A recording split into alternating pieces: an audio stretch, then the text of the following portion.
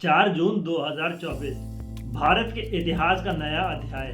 नरेंद्र मोदी भारत के प्रधानमंत्री के लिए तीसरी बार शपथ लेने जा रहे हैं और पिछले 10 सालों से बीजेपी की सरकार रही है शासन में। इन 10 सालों में काफी ज्यादा एंटी इनकम्बेंसी भी बढ़ी है बीजेपी के विरुद्ध। और इन चुनावों में दो चीजें तो काफी साफ हो गई कि सबसे पहला जो विपक्ष का ये जो नैरेटिव था कि ईवी में धांधली है, ये तो पूरे तरीके से खारिज हो गया, क्योंकि विपक्ष का यही दावा था कि एग्जिट पोल्स के मुताबिक बीजेपी कहीं ना कहीं वो अब की बार 400 पार वाला जो नारा दे रही थी वो कहीं ना कहीं सही साबित हो रहा था। परंतु जब चुनाव के नतीजे आए तो पूरे तरीके से विपरीत आए और जो तानाशाह है वो अपना टारगेट पूरा कर ही नहीं पाए।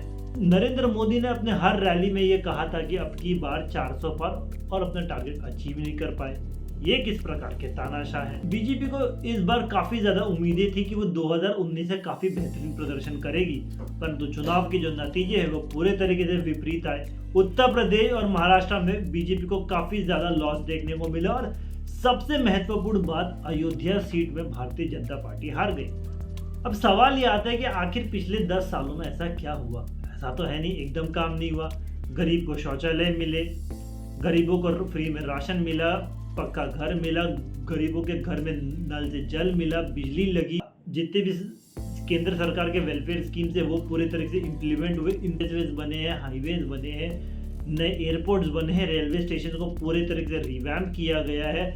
स्पेशली अयोध्या, जहाँ पे तो डेवलपमेंट इतनी जोरदार तरीके से हुई कि पूरी अयोध्या नगरी जो है वो पूरी काया पलट हो गई। पहले किस तरीके से दिखता था और अब किस तरीके से दिखता है, उसमें जमीन आसमान का फर्क है।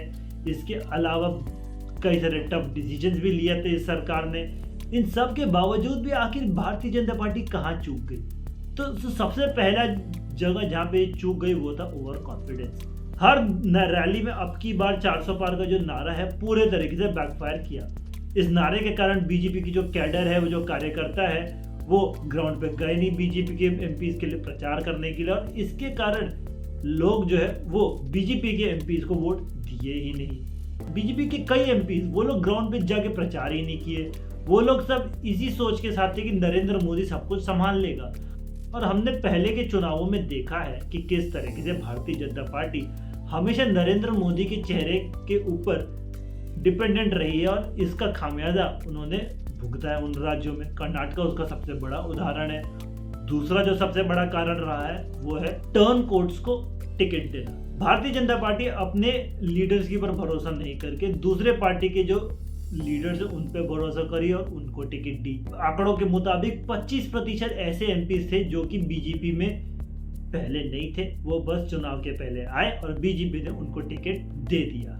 चुनावों के समय हम सबको याद है कि किस तरीके से हर 2 दिन में खबर आती थी कि आज इस पार्टी का ये नेता बीजेपी में जुड़ रहा है, आज उस पार्टी का ये नेता बीजेपी में जुड़ रहा है। हाल ये हो गया था कि भारतीय जनता पार्टी को लोग वॉशिंग मशीन कहने लग गए थे। जिस इंसान के ऊपर आप कल तक इल्जाम लगाते थे भ्रष्टाचार का, आज वो इंसान को आपने अपने पार्टी में ले लिया।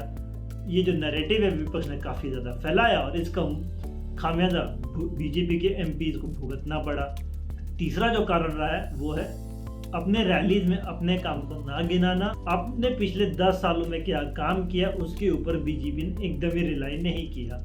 इन चुनाव प्रचार के दौरान अपने काम के ऊपर कम ध्यान देते थे और बल्कि कांग्रेस के ऊपर ज्यादा निशाना साधते थे। इसके अलावा कई सारे ऐसे एमपीज को रिपीट करना जो कि अपने पिछले 5 सालों में एकदम ही काम नहीं किए थे। बीजेपी ने ऐसे ही कई सारे एमपीज को बिना ही जेन्युइन फीडबैक के टिकट दे दिया और इसका भी खामियाजा बीजेपी को भुगतना पड़ा। और ये भी बहुत ही बड़ा कारण रहा है कि आज बीजेपी 240 सीटों पे ही क्यों अटक गई। इसके अलावा बीजेपी के अध्यक्ष जेपी नड्डा का ये विवादित बयान देना कि आज बीजेपी एकदम सेल्फ सफिशिएंट है और उनको आरएसएस की मदद नहीं लगेगी, ये इन्होंने एक बयान दिया था एक न्यूज चैनल को और ये काफी ज्यादा बैकफायर किया है। क्योंकि अगर मैं आरएसएस की बात करूँ तो इस संगठन में कई सारे शाखाएं चलाती है, इसमें हजारों लोग जुड़ते हैं और ये जो लोग हैं बहुत अच्छे अच्छे लीडर्स बन के उभरते हैं। उदाहरण के तौर पे हमारे देखिए पूर्व प्रधानमंत्री अटल बिहारी वाजपेयी ले लीजिए, नरेंद्र मोदी ले लीजिए, नितिन गडकरी ले लीजिए, ऐसे कई लीडर्स जो हैं वो आरएसएस से ही आए हैं। आरएसएस कई जगहों पे ग्राउंड पे नहीं गई बीजेपी के कैंडिडेट्स के लिए प्रचार करने के लिए। आरएसएस ने कई जगहों में काफी बड़ा रोल प्ले किया है बीजेपी की सरकार बनाने में और उसका सबसे बड़ा उदाहरण है 2017 में उत्तर प्रदेश के चुनाव, जहां पर आरएसएस ने ऑन ग्राउंड काफी काम किया था और इसके वजह से बीजेपी को काफी ज्यादा फायदा देखने को मिला। इसके अलावा कास्ट बेस्ड पॉलिटिक्स पे बिल्कुल ध्यान न देना। उत्तर प्रदेश के कई ऐसे सीटों का उदाहरण है जहां पे बीजेपी ने बिना कास्ट डे के लोगों को टिकट दे दिया। वहीं दूसरी तरफ समाजवादी पार्टी और कांग्रेस की जो गठबंधन है उसने कास्ट देख के कई सारे कैंडिडेट्स को टिकट दिए और कई जगहों पे इंडी गठबंधन की जो कैंडिडेट्स है वो जीत के भी आ गए। एक और जो बड़ा फैक्टर रहा है वो है एक वीक सोशल मीडिया टीम। इस पूरे चुनाव के दौरान कई सारे फेक नैरेटिव्स भी चले, जैसे कि भारतीय जनता पार्टी 400 पार इसलिए करना चाहती ताकि वो आगे जाके संविधान बदल सके, वो रिजर्वेशन हटा देगी। और ये एक फेक न्यूज बड़े ही तेजी से फैला। एक अमित शाह का चुनाव के दौरान एक डीप फेक वीडियो भी वायरल हुआ था जिसमें वो कह रहे थे वो रिजर्वेशन हटा देंगे। इसको बीजेपी ने एकदम ही तरीके से काउंटर नहीं किया और इसका खामियाजा बीजेपी को भुगतना पड़ा चुनावों में। कई सारे ओबीसी, दलित, एसटी, एससी वोटर्स में ये भ्रम रहा कि बीजेपी को अगर हम लोग वोट देंगे तो वो ये कास्ट रिजर्वेशन को खत्म कर देगी। इस फेक न्यूज को भारतीय जनता पार्टी की सोशल मीडिया टीम ने एकदम ही काउंटर नहीं किया तरीके से। विपक्ष का ये जो नैरेटिव है वो पूरे तरीके से सेट बैठा और नतीजों में भी इसका परिणाम दिखा। और जो डीप फेक वीडियो जो अमित शाह का वायरल हुआ उसके ऊपर कोई कड़ी कार्रवाई ना करना बीजेपी को नुकसान कर गया। और एक और जो बहुत ही बड़ा मुख्य फैक्टर रहा है वो है महंगाई और बेरोजगारी।